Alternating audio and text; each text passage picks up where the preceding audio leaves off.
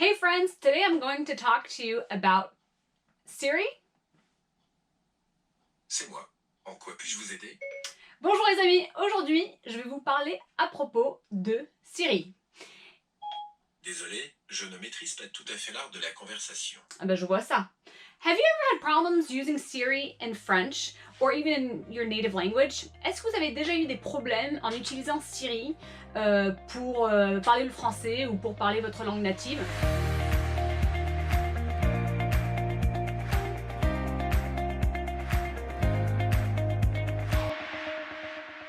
Ok, problem number one. Donc problème numéro 1. Problem number 1 I see are typos. Je déteste les typos. Ça c'est le problème numéro 1. I see with typos that there's always this problem where I write something and then it's misspelled a tiny bit or it gets under my skin. Donc moi ce que je vois c'est que des fois le problème c'est avec les typos. Malheureusement j'écris quelque chose des fois et je vois que c'est mal écrit et ça m'énerve quoi. Problem number 2. Donc problème numéro 2.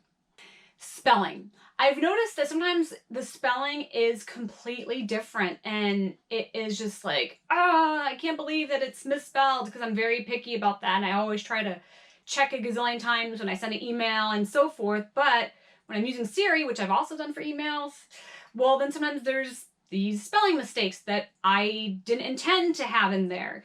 Donc moi ce que je vois comme le problème numéro 2, c'est vraiment des problèmes d'orthographe. Donc je sais pas si vous êtes comme moi, mais je fais très attention quand je rédige un email de bien me relire plein de fois. Mais malheureusement, le problème, c'est que des fois, j'utilise même Siri pour écrire des mails. Je sais, c'est pas super peut-être. Et donc, je regarde pas et il y a des fautes d'orthographe. Et je déteste ça. Problem number 3.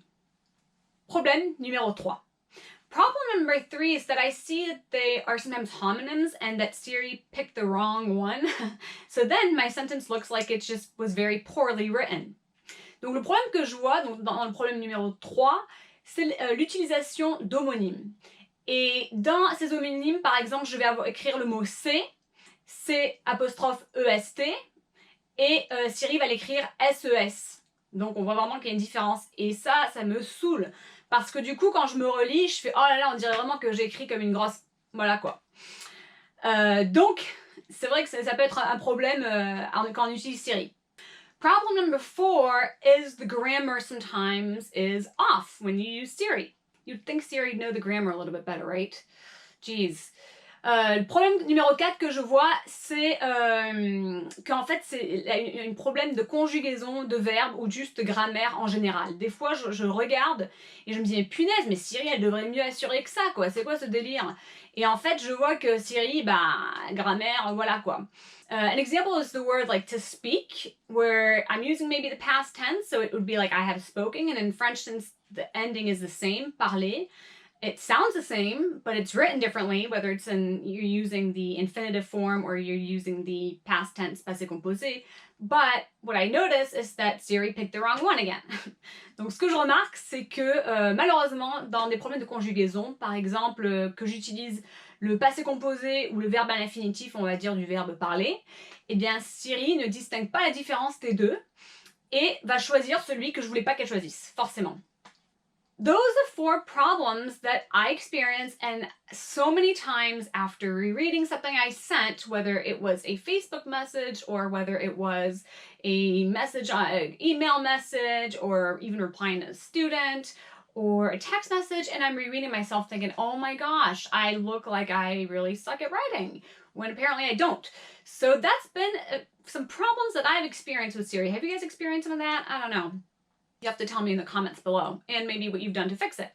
Donc moi, ce que je vois avec Siri, c'est que malheureusement, c'est des problèmes que moi j'ai eu avec donc ces problèmes, voilà, d'orthographe, etc.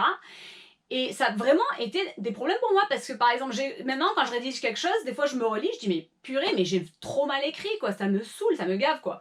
Et en fait, c'est pas que je dis ah oui, j'avais utilisé Siri pour rédiger le mail, pour répondre à un élève, voilà, pour un message Facebook, pour un texto, et en me révisant, je disais en plus moi qui essaie de toujours faire vraiment attention à ça, du coup ça me gave. Je sais pas si ça vous est arrivé, si ça vous est déjà arrivé, mettez-le dans les commentaires et donnez-moi peut-être quelques astuces, quelques solutions parce que moi ça m'énerve. Okay, so now I'm going to give you 4 tips on how you can improve using Siri in French. Maintenant, je vais vous donner 4 astuces pour mieux utiliser Siri. Tip number 1. Donc, astuce numéro 1. Tip number 1 would be to talk slower, and I have a very hard time with that because I have a lot of energy, and when I'm passionate about something, I tend to talk even faster. So I need to constantly learn to slow down, and even Siri appreciates when I slow down. Donc, astuce numéro 1, c'est vraiment ralentir. Moi, j'ai une tendance à parler assez rapidement. Et souvent, quand je suis très enthousiaste, je suis passionnée par le sujet, j'ai tendance encore à parler plus vite encore. Et je vois que malheureusement, Siri n'aime pas trop ça, elle ne peut pas trop me comprendre.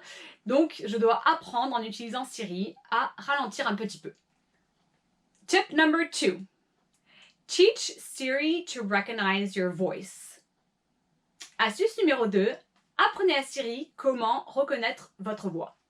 So what I mean is that when you first get a phone, Siri kind of has to get used to your voice and so forth. And somebody told me that, and I seriously thought it was BS, but it actually has been proved to be true. Et en fait, ce qui se passe, c'est quand vous avez un téléphone, enfin, on va dire un nouveau téléphone, eh bien, Siri doit apprendre à reconnaître votre voix. Quelqu'un m'avait dit ça et j'ai pensé franchement que c'était des conneries, mais en fait, c'est vrai que Siri doit apprendre à vous reconnaître et ça prend un peu de temps. I recently got a new phone like about a month ago, and that's when I discovered that the tip that my friend gave me on kind of being patient with Siri and teaching Siri your voice proved to be true. Donc il y a à peu près un mois de ça, j'ai dû acheter un nouveau téléphone et c'est justement là que j'ai vu que l'astuce de mon pote était correcte et que Siri devait justement apprendre petit à petit à reconnaître ma voix. Et il y a des façons aussi pour aider à faire ça également. Tip number 3 that I've been starting to do more and more now is just explaining to people that I'm using Siri. Donc maintenant, l'astuce numéro 3, ce serait en fait d'apprendre, de dire aux gens et je suis en train d'utiliser Siri. Et ça, je l'utilise de plus en plus. So for instance, like last night, I am sending a message to one of my friends and I'm trying to get ready and do the message and have the whole thing. And I just, at the end, said, hey, by the way, if there are any typos or anything, just know that I'm using Siri. Donc ce que j'ai fait, par exemple, pour vous donner une idée, c'est hier soir, je suis en train de me préparer et tout. Et justement, je suis en train de rédiger un message et j'ai demandé l'assistance de Siri.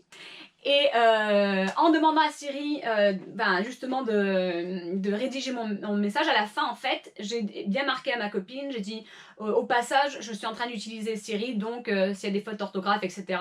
Voilà. And I feel like by telling people that you've used Siri, then it kind of gives you a little break so that when you see a word that's like completely off, then they understand where that comes from.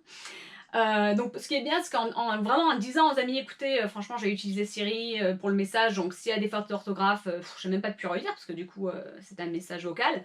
Mais du coup ça enlève un peu un poids de nos épaules pour dire bon s'il y avait un mot qui était genre bizarre ou quoi, voilà sûrement la raison pour laquelle il y avait ce mot.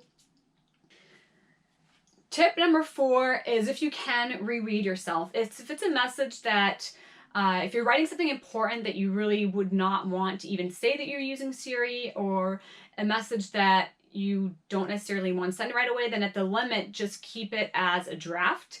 And then when you have time, reread yourself before you send it. Donc astuce numéro 4, en fait, c'est de vous relire. Et si c'est un message vraiment important ou vraiment, on va dire, professionnel ou quoi, à la limite, gardez-le en brouillon au lieu de l'envoyer de suite. Comme ça, vous avez bien le temps de relire et de corriger les fautes s'il y en a, quoi. Now I'm going to let you know of 4 different uses that I found that Siri is capable of doing. So now we're going to talk positively about Siri.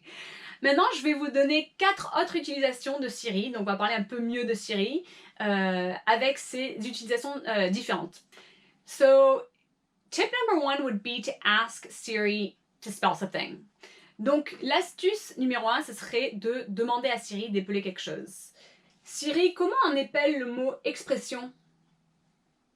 Expression, E-X-P-R-E-S-S-I-O-N. Donc ça, ce serait, that would be one use. Ça, ce serait une utilisation. Another way that I use Siri a lot, so keeping in mind that I grew up with meters, and meters are very different than inches and everything else you have, feet, I've had a hard time being able to figure out the difference, and so now I discovered Siri can do that for me. Donc une autre chose, c'est moi j'utilise maintenant, enfin sachant que j'ai grandi en utilisant des mètres comme mesure, et qu'ici, enfin aux États-Unis, il y a vraiment, ils utilisent des pouces et des pieds et tout ça, et bien maintenant j'utilise Siri pour donc convertir, faire la distance.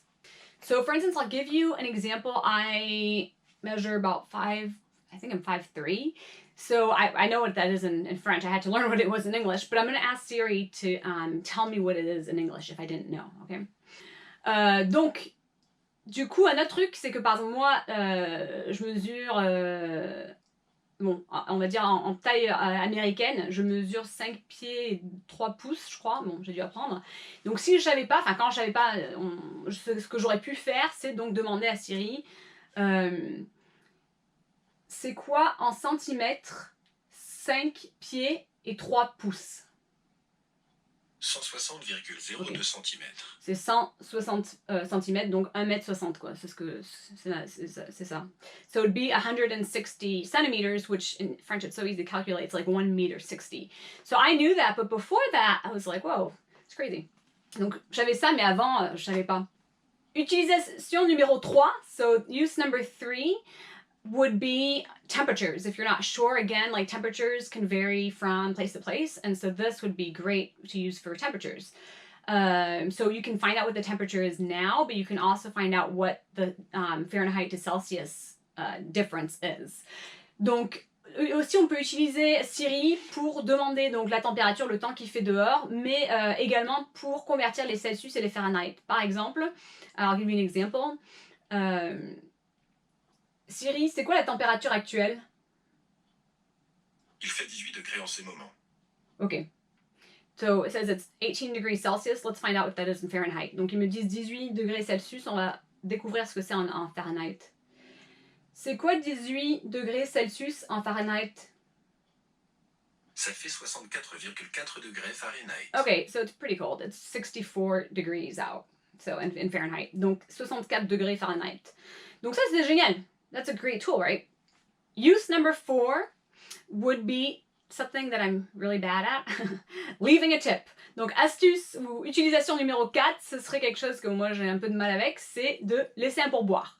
So growing up in France, the whole tipping thing is so different there that, and I'm creating another video explaining that, but I don't know always how to tip in the US. And so this Siri can actually help you know how to tip, which is cool because you can find out what you're supposed to leave if you're not sure, also based on how many people are sitting at your table or how much your bill is, and Siri will do that for you. Donc, utilisation numéro 4, c'est quelque chose que moi, j'ai un peu de mal parce que tout le système de pourboire est tellement différent de la France aux États-Unis que même maintenant, je galère toujours un peu à savoir combien je dois laisser en pourboire. Et Siri peut calculer ça en prenant en compte le nombre de personnes qui sont assises à la table, qu'est-ce que moi j'ai commandé, etc., etc. Donc, c'est vraiment utile. I have a bonus use that I want to share as well, so that will be number 5. Donc, j'ai aussi une utilisation bonus, donc ça sera, on va dire, utilisation numéro 5. That's recognizing the name of her song. So I've heard songs at the radio or, wherever, and I'm like, oh my gosh, I love this song. What is it? So I can ask Siri what it is, and when Siri tells me, I take a screenshot of that, so then I remember the song and then can look it up, later on. Donc, moi, ce que j'aime faire, c'est par exemple, si j'entends une chanson à la radio qui passe à la radio ou je sais pas où, et que j'aime vraiment cette chanson, et que j'aimerais vraiment, comme en plus j'ai du mal à me rappeler des titres de chansons, là du coup je peux demander à Siri ce que c'est la chanson, et quand Siri me dit ce que c'est, je fais une capture d'écran, comme ça plus tard je peux rechercher la chanson en question.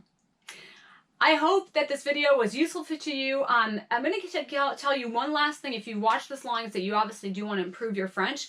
Don't feel like if Siri's not recognizing your voice, don't feel like that's because you have a bad accent or that you're mispronouncing words. As a native, I've experienced that. As friends in the States that have used Siri in English, they've experienced that. So don't be hard on yourself and think that you're using Siri and that if Siri can't recognize you, then, nobody else is going to understand you. I've had students say that to me. It's crazy. But just remember that if you use those tools and you keep practicing using Siri, then that's going to get better and you're going to really get better at French. I have a whole pronunciation class that goes through pronunciation if that's what you're concerned about. But in terms of using Siri, I would definitely rest assured that you just need to get used to it and don't necessarily think that it's you. Donc, je redis très rapidement en une ligne ce que j'ai dit en anglais, mais je vais vous dire que si la langue française n'est pas votre langue native et que vous utilisez Siri et que vous merdez un peu, vous avez l'impression que la prononciation ou c'est un problème d'accent, c'est pas forcément le cas. Parce que même en tant que native ou même des personnes natives aux États-Unis qui utilisent en anglais, peuvent avoir ce même problème, donc c'est pas forcément une question d'accent ou de prononciation. J'ai tout un cours de prononciation si vraiment c'est là que vous galérez, mais ça se peut que ça soit juste Siri il faut que vous vous habituez à utiliser Siri et puis que Siri s'habitue à votre voix et tout ce que je vous ai déjà dit. I'll see you guys soon for more videos. If you liked this video, please like it and subscribe so I can keep creating videos for you. Donc je vais continuer de faire des vidéos, mais si vous l'avez aimé justement, eh ben, abonnez-vous à ma chaîne, aimez la vidéo, likez-la, comme ça je saurai de continuer de vous faire des vidéos. Bye friends, au revoir les amis.